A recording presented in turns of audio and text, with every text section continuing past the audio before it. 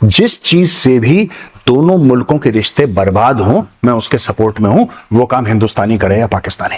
क्यों कमांडो दाएं बाएं चलेगा? रिलैक्स। वो क्रिकेट खेलने आए कि जंग लड़ने आए? ये कमांडो ऐसे चलेगा और ये ऐसे चलेगा, that means you are accepting there is something very very seriously wrong. और अगर सिक्योरिटी दोगे तो कौन देगा वो सिक्योरिटी? पुलिस देगी ना आपकी। आप ही की मीडिया ने यह बताया है 48 घंटे पहले कि जो पेशावर में अटैक हुआ था मस्जिद में, जिसमें 100 से ज्यादा लोग मारे गए थे, वो एक पुलिस वाले ने करा था। इंडिया हमें आइसोलेट करना चाहता है, ये पाकिस्तानी कहते हैं। ये बात सच है, ये बात सच है। एज एन इंडियन मैं कबूल करता हूं कि हां, हम आपको आइसोलेट करना चाहते हैं। हम चाहते हैं कि आप दर दर की ठोकरें खाएं। हर एक लेवल पे तुम बेइज्जत होगे, तुम जलील होगे, तुम रुसवा होगे, और हर एक लेवल पे तुम्हें यह दिखाया जाएगा, पाकिस्तानियों को दिखाया जाएगा कि वो छोटे हैं, वो कम हैं, वो किसी लायक नहीं है। आपकी नाक से, आपके मुंह से, आपके कान से और बाकी जगहों से ये कश्मीर का जो जिहाद का जो भूत है ना, इसको धीरे धीरे निकाल लेंगे। लुक एट दिस फोटोग्राफ यार। मैं ये भी पाकिस्तानियों को दिखाना चाहता हूं। ये फोटोग्राफ देखें आप। ये किसकी फोटोग्राफ? शहबाज शरीफ पीछे खड़ा हुआ नौकर की तरह, बिल्कुल पीछे, हाथ बांधे हुए, गुमसुम, जैसे खोया खोया सा। न्यूक्लियर पावर पाकिस्तान का एक प्राइम मिनिस्टर खड़ा हुआ है पीछे से, हाथ बांधे हुए, डरा हुआ, सहमा हुआ सा।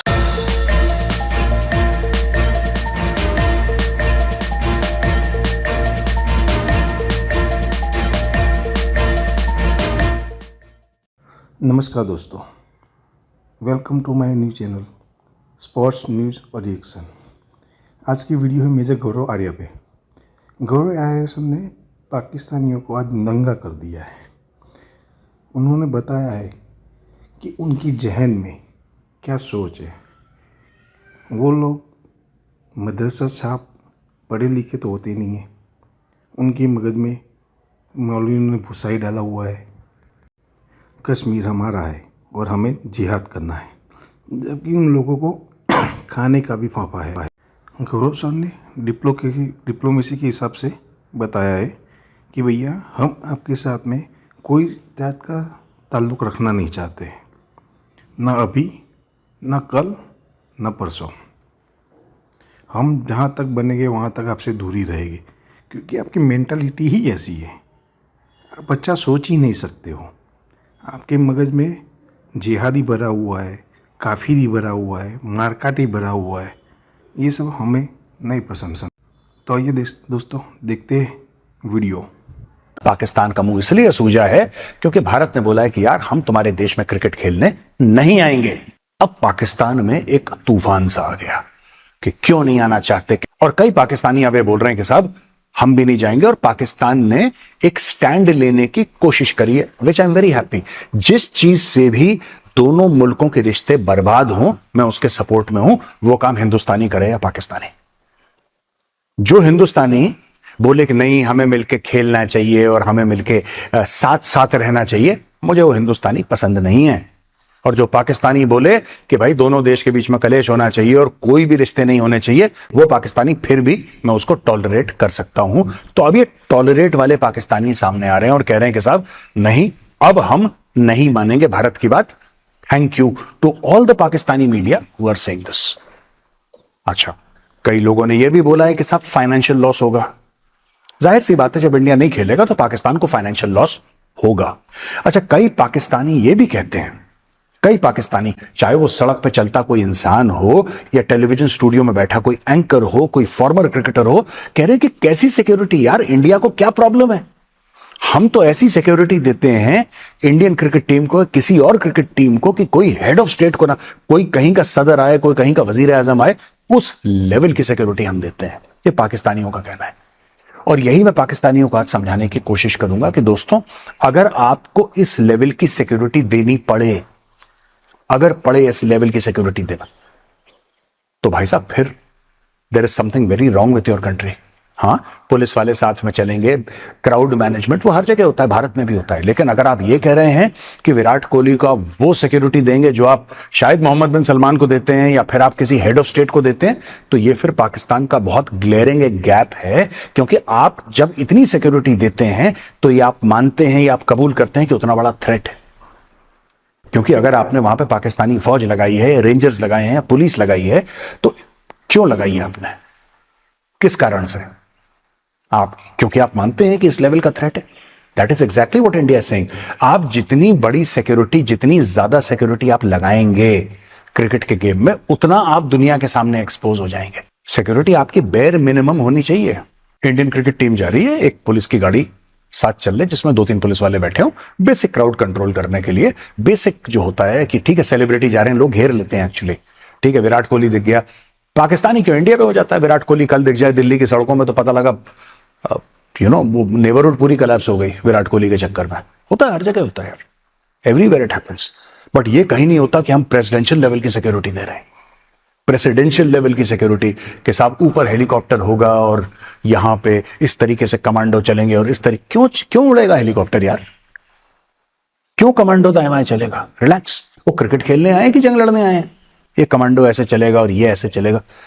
That means you are accepting there is something very very seriously wrong. पाकिस्तानियों, एक बात मैं आपसे कहना चाहता हूं, चलो आप सिक्योरिटी हमारी क्रिकेट टीम को दे दोगे, चलो ठीक है, लेकिन क्या इंडिया से लोग नहीं जाएंगे देखने के लिए? जो दर्शक हैं, जो वहां पे देखने के लिए जाएंगे, जो फैंस हैं, उनको भी सिक्योरिटी दोगे? उनके साथ भी ऊपर हेलीकॉप्टर, नीचे कमांडो लगाओगे?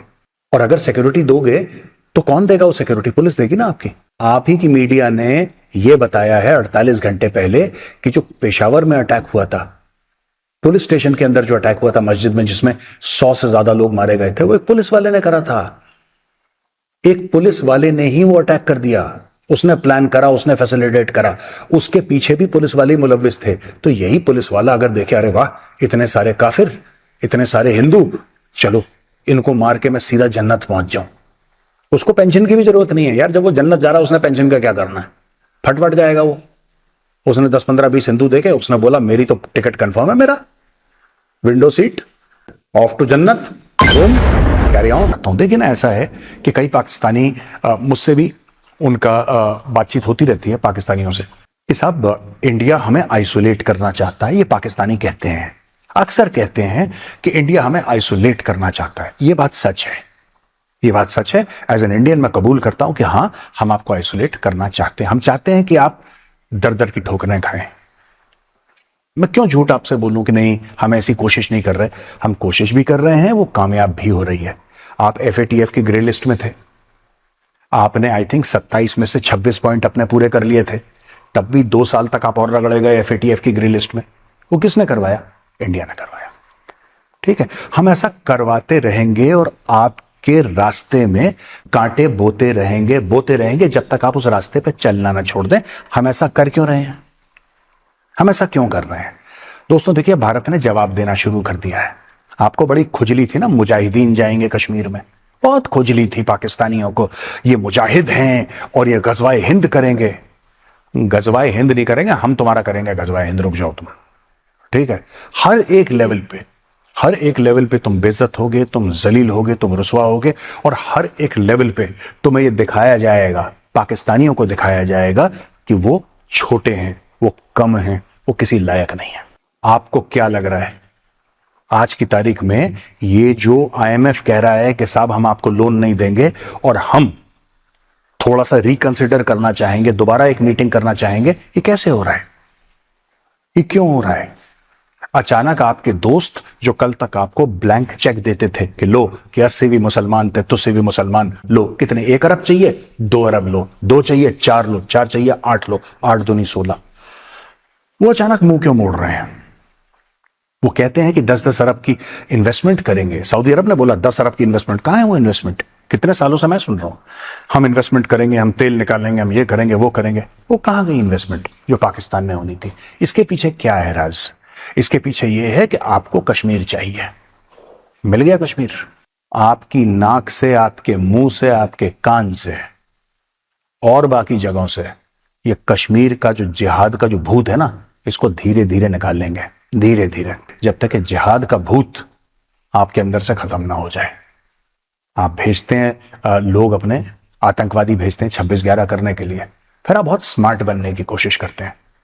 आप ये कहते हैं कि साहब इससे कोई फर्क नहीं पड़ता, ये तो हमारे यहाँ ही नहीं बनते, ये तो इंडिया ने खुद ही साजिश कर ली है, ये तो इंडिया की साजिश है, वो तो हिंदू था, उसने हाथ में वो लाल धागा बांध रखा था। आप क्या मतलब, you think people are stupid? People are fools, you are suffering. मैं पाकिस्तान को यह बोलना चाहता हूं कि आपको जलील किया जा रहा है। अब ये देखिए photograph, look at this photograph यार। मैं ये भी पाकिस्तानियों को दिखाना चाहता हूं, ये फोटोग्राफ देखें आप। ये किसकी फोटोग्राफ? शहबाज शरीफ पीछे खड़ा हुआ नौकर की तरह, बिल्कुल पीछे, हाथ बांधे हुए, गुमसुम, जैसे खोया खोया सा। न्यूक्लियर पावर पाकिस्तान का एक प्राइम मिनिस्टर खड़ा हुआ है पीछे से, हाथ बांधे हुए, डरा हुआ, सहमा हुआ सा।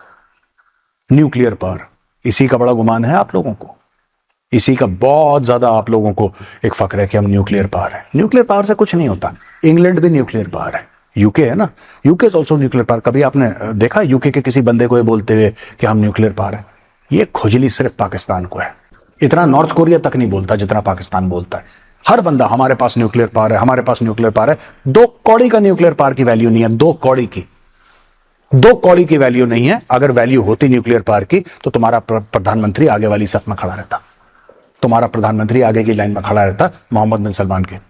और मैं आपको एक और बात बताऊं, आजकल कोई एटम बम के बारे में बात नहीं करता। सिर्फ तुम जाहिल कौम हो पाकिस्तान की जिनको इतना ऑब्सेशन है, एटम बम है, साढ़े को एटम बम है, एटम बम है, एटम। अरे क्या एटम बम है? इज्जत तुम्हारी है नहीं हर जगह। पैंट है तुम्हारे प्रधानमंत्री की उतारी जाती है एयरपोर्ट पे, पासपोर्ट तुम्हारा बिल्कुल जमीन पे गिरा हुआ है। सऊदी अरेबिया जो तुम्हारा इस्लामिक बिरादर है, वो 20-30-40 हजार पता नहीं कितने पाकिस्तानी जेल में डालें, उनको डिपोर्ट करने की बात कर रहा है। कह रहा हम डिपोर्ट कर देंगे 1 हफ्ते के अंदर। अभी पता नहीं कितने 4 या 5 पाकिस्तानियों का सर काटा गया सऊदी अरब में। तो ये सारी की सारी चीजें। और एटम बम, इस एटम बम ने क्या कर लिया तुम्हारे लिए? एक बात बताओ यार। आगे वाली सफ में कौन खड़ा हुआ है? आगे वाली मोहम्मद मुइज़ो, इतना बिलांद भर का देश मालदीव्स, उसका राष्ट्रपति सामने खड़ा हुआ है। और तुम खड़े हो अपने छोटे अब्बू, बड़ा अब्बू मैं हूं, छोटे अब्बू एर्दोगान के पीछे। ये तुम्हारे मुल्क की औकात है। फिर तुम कहते हो कि यहां पे कोई नहीं आता क्रिकेट खेलने के लिए। क्यों आएगा यार? सोचो जरा। मैं चाहता हूं पाकिस्तानियों, जरा इस पे गौर आप फरमाइए, जरा देखिए। और देखिए, इंडिया नहीं आने वाला। आप छोड़ दो इन सब चीजों को। India will never come to Pakistan to play cricket. मैंने बहुत पहले एक बात बोली थी, आज मैं फिर रिपीट कर रहा हूं। The road to peace and prosperity in Pakistan passes through Kashmir. तुम अपनी हरकतें बंद कर दो। ये तुम जो हर समय घोड़े पे चढ़े रहते हो ना, जिहाद फी सबीलिल्लाह, ये सबसे बड़ा फ्रॉड है। जिहाद is the biggest fraud in this world. सबसे बड़ी 420 है। और वो 420 तुम करने चले हो भारत के खिलाफ। फिर कहते हो कि हमारी बेइज्जती क्यों होती है? बेटा, तुम्हारी बेइज्जती इसलिए होती है। हमें नहीं जाना, तुम्हारे पास नहीं खेलना, भाड़ में जाओ। ठीक है? तो पाकिस्तानी हूं, मैंने तुम्हें इस वीडियो में जलील करा, रुसवा करा, बेइज्जत करा। मैं चाहता हूं कि तुम इस वीडियो को लाइक करो। और मैं ये भी चाहता हूं कि और बाकी पाकिस्तानियों को ये वीडियो भेजो, उनके साथ शेयर करो, क्योंकि मैंने उनको भी जलील, बेइज्जत और रुसवा किया है। दोस्तों, वीडियो अच्छी लगी हो तो लाइक कीजिए, सब्सक्राइब कीजिए, और हमें आपका सपोर्ट की ज़रूरत है तो सपोर्ट कीजिए। धन्यवाद।